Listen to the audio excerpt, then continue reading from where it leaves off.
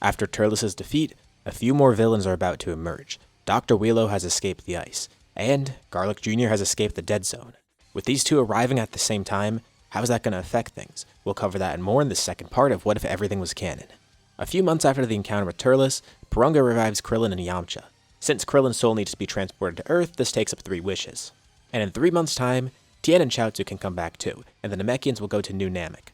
Vegeta's thinking about leaving Earth in order to train, but instead he decides to stay. One day, astronomers on Earth discover something weird. A planet has drawn close to Earth, the Makio star. Now, for everyone else on Earth, this doesn't really affect them, but for Garlic Jr., it allows him to escape the dead zone. And I guess for the first time in a What If Ever, I get to cover the Garlic Jr. saga. Not the movie, the filler arc from the anime. So this is going to start pretty much like normal. In case you're not familiar with the arc, Garlic Jr. goes to procure something called the Black Water Mist, which is capable of brainwashing people. Plus, he's also going to recruit some allies, which are the 4 monarchs, aka the Spice Boys. And now, Garlic Jr. could finally strike back. First, with the Black Water Mist, he's able to turn some people into vampires. The Spice Boys are sent down to the surface to help him, while Garlic stays on the lookout. He traps Kami and Popo, just like normal. As he plans his next move, the Black Water Mist gets Yamcha, Bulma, Krillin, Roshi, and seemingly Piccolo. But there are 2 people that are able to escape the grasp of the Spice Boys and defeat them. They try and go after Vegeta, but he's far too strong for them to fight. And same for Gohan. Now, Piccolo got unlucky when he got possessed by it, but what they don't know is that secretly, Piccolo is immune to this. So it seems like he's one of their minions right now, but Vegeta and Gohan definitely aren't possessed. And with the weird situation here, the 2 of them are forced to team up. They fight the Spice Boys together, and with relative ease, they kill them all. They eventually find out that to reverse the effects of the Black Water Mist, they're going to have to go to the lookout. The Ultra Divine Water can apparently reverse the effects, but they only have 24 hours to do so. The 2 of them go up there, and this is where they encounter Garlic Jr. He has no clue who Vegeta is, but he remembers Gohan, the same person who defeated him before. That kid that had exceptional power. But while he's distracted by these 2, Piccolo sneaks onto the lookout, revealing that he's actually not possessed, and he's able to free Kami and Popo in the process, which is good. Kami and Popo will work on healing everybody. And Vegeta's just left really confused because he has no clue who this guy is or what that planet is that's drawing near to them. Since Vegeta's pretty familiar with space and the different planets out there, he might actually know about the Serpent Race, but he doesn't know about any of the events that happen with Garlic Jr. here. But Garlic Jr. is happy to monologue, explaining what happened to him and how he's been sealed away in the Dead Zone. Also, how he escaped the Dead Zone. He also spent time training in the Dead Zone, just to grow stronger for his escape. Of course, the Makio Star helped him get even stronger than that, and that's what allowed him to finally break free. But Garlic is way stronger than when they first encountered him, and he powers up to his maximum. In his super form, they're amazed by the power he's showing off. He's stronger than even Frieza. So now the question is, would they be able to defeat someone with this level of strength? If Goku were here, as a Super Saiyan, maybe they'd be able to. Now they actually know that Goku's alive thanks to Porunga confirming it for them, but he's not here. They have to fight this threat on their own. And unlike Turles, this is going to be a lot harder. Garlic fights them all off at once, and it seems like this is an unwinnable battle. But weirdly enough, Garlic starts to feel that his power is draining.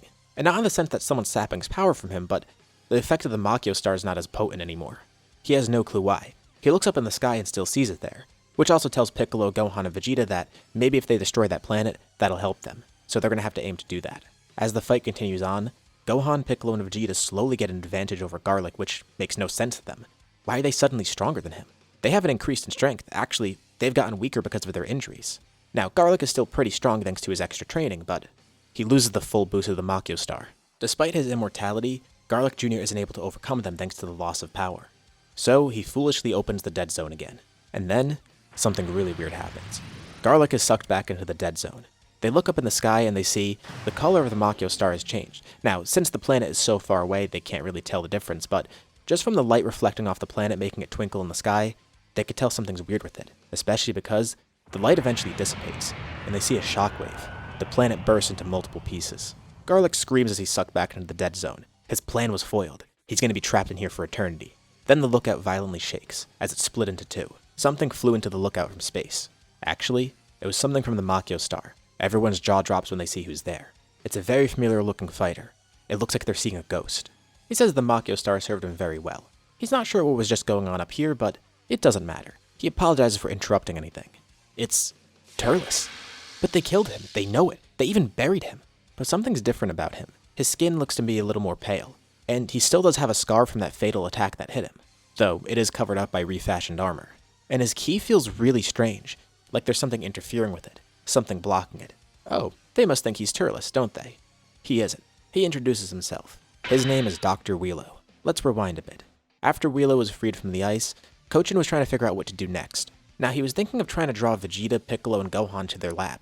That way, Dr. Wheelo could take one of their bodies and become the strongest warrior, but as he was looking more into it, Dr. Kochin found something more interesting. He, of course, wanted to know why the ice melted in the first place. He saw what happened with the Tree of Might. A random giant tree appeared on Earth and then disappeared.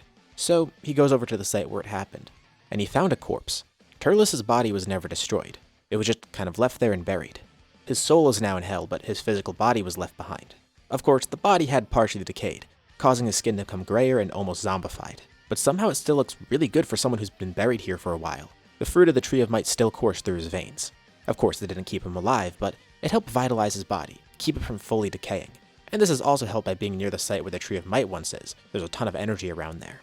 Curious, Dr. Kochin studied the body and found out that this was some sort of alien. He restructured the body, fitting it with some reinforced mechanical parts as well, and recovering any injuries. It still retains a lot of the great power that it had before, and he transferred Dr. Wheelo's brain to this body. Wheelo never got to use his mechanical body. He doesn't need to. He now uses the body of Turles, and Turles also did have something interesting on him, another seed for another Tree of Might. And the only reason they found out about this is because when it was buried at Turles' body, it started to slowly sprout, growing roots into Turles. It was a pretty disgusting sight, but it gave the doctor something to work with. Now, he could plant this on Earth and sap it of its energy, but that's not really a great idea. Instead, they saw a better opportunity. With the Makyo star approaching, they decided that once it got here, they would take a rocket up into space, plant it on that planet, and then take a fruit from a tree that's planted on that planet. And that's exactly what they did.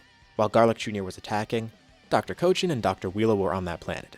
They grew another Tree of Might, Dr. Wheelo ate a fruit from that tree, and he got far stronger from it. And the second he ate the fruit, he jumped right back to Earth. Yes, he jumped from that planet to Earth. Although, it did kill Kochin in the process, but Wheelo doesn't care at all. The power of the jump completely destroyed the planet too. The Tree of Might sapping energy from the planet was what powered down Garlic, and the planet being fully destroyed, that inadvertently sent him back to the dead zone, making him not strong enough to escape. And now we're back to the present. Dr. Wheelo is on Earth in Turles' body. This is round 3 for them. First the Spice Boys, then Garlic, then Wheelo. And Wheelo is really strong.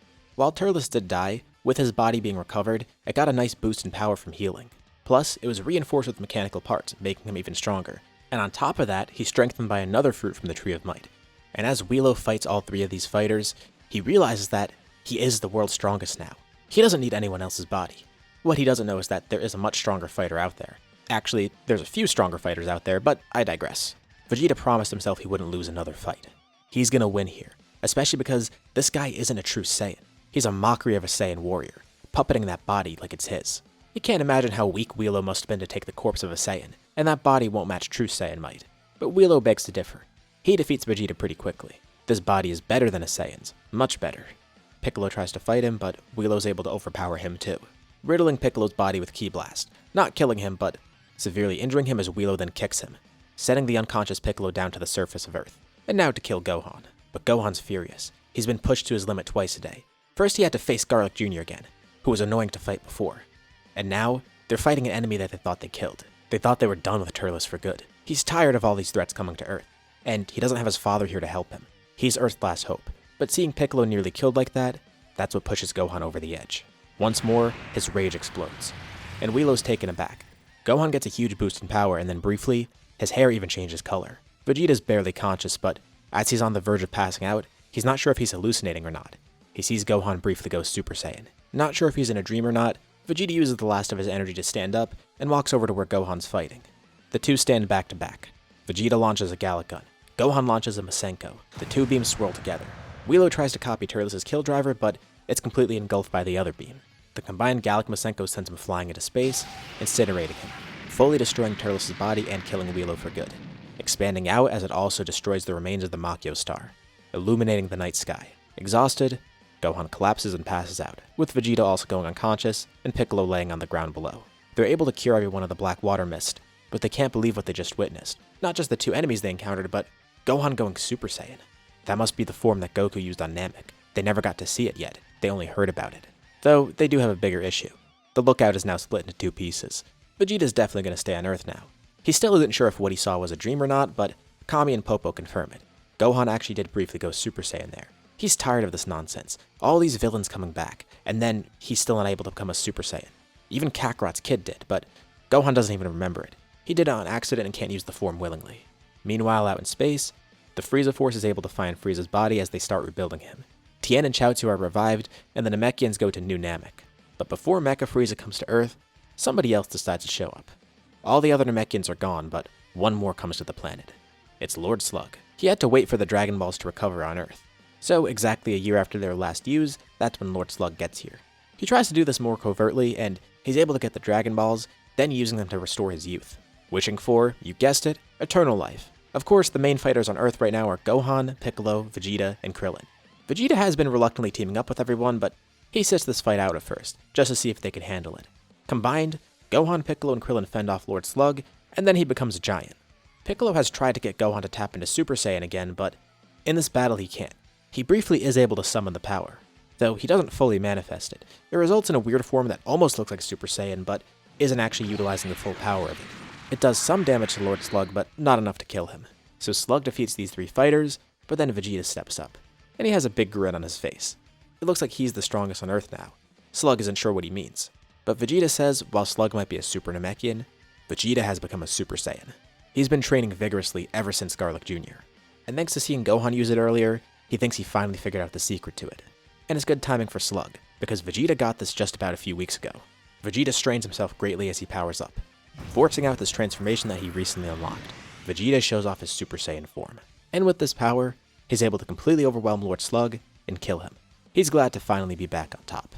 And even though Vegeta's a loose cannon, thankfully, he's not a villain to them anymore. He's definitely not a good guy, but they don't have to worry about Vegeta killing them. So even though he's the strongest on Earth and is a Super Saiyan, they're not too concerned, especially because he's still waiting for Kakarot to show up. One day, somebody else shows up though. It's Mecha Frieza, showing up there with King Cold. They feared the Super Saiyan for a while. The legend of the Super Saiyan actually came from long ago, not just in Planet Vegeta's history, but apparently, Frieza's ancestor Chilled was defeated by a Super Saiyan. Of course, that's completely unconfirmed. Frieza has no way of knowing that. But the good thing is, there should only be one Super Saiyan, Goku. And as far as Frieza knows, Goku's dead. But somebody else appears to stop Frieza before Vegeta can go up and fight him. It's Trunks.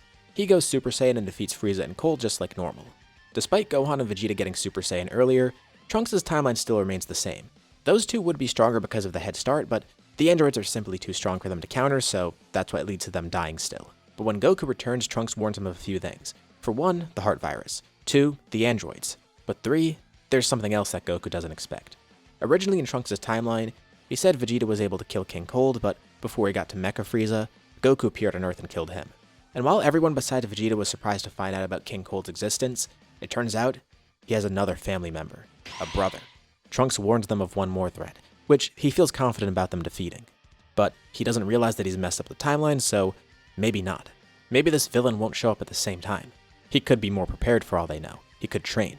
Because after Frieza and King Cold's defeat, Cooler came to Earth. So within the next few weeks or months, they have to watch out for him. Trunks returns to his timeline and says he'll be back in 3 years. He wishes them good luck against Cooler, and he hopes that they'll be able to defeat the androids. And with that, we'll leave off here for now. What'd you guys think about this part? What's going to happen next? Leave your thoughts and ideas in the comments below. I'd love to see what you guys think. As usual, be sure to drop a like and subscribe. It really does help out the channel, and it shows me you want to see more videos like this.